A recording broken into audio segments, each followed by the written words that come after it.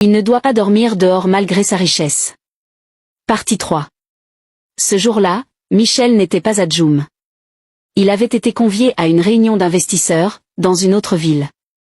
Des projets d'expansion. Des gens influents. L'avenir semblait lui tendre les bras. Mais pendant qu'il souriait à la table du dîner, une seconde réalité tournait dans sa tête. L'heure. Il regarda sa montre discrètement. 22h48. Son cœur accéléra. Il inventa une excuse, serra des mains rapidement. Et courut vers son 4x4 noir, garé devant l'hôtel. Mais la ville ne dormait pas. Et devant lui, un mur de phares. Embouteillage. Une marée de klaxons et de motos désordonnées. 23h02.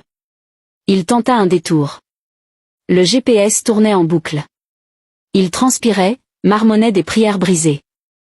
23h18. Il alluma les warnings, fonça sur une voie de secours. Une pluie fine s'abattit sur son pare-brise. Puis un grondement. Une moto apparut à sa fenêtre.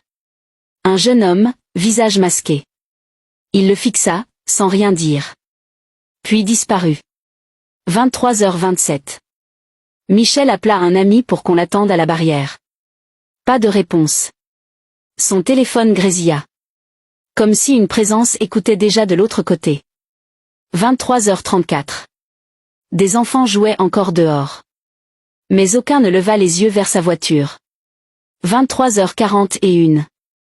Il entra enfin dans le quartier de Djoum. Mais la route semblait plus longue que d'habitude. Chaque virage était un piège. Chaque lumière, plus faible qu'avant.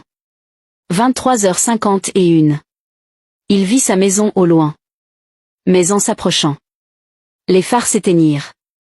Il freina net. Son moteur dégaya. Un silence étrange tomba sur la rue. Il sortit, courant à pied les derniers mètres. Mais à chaque pas, une présence semblait marcher juste derrière lui. 23h57. Il frappa à sa propre porte. Mais sa clé tourna dans le vide. La serrure refusait de céder. 23h59. Une voix souffla derrière lui. Tu aurais pu rester pauvre. Mais vivant. Quand l'horloge sonna minuit. Michel n'était plus un homme. Juste une silhouette, figée devant sa propre maison. Tandis que la nuit l'avalait.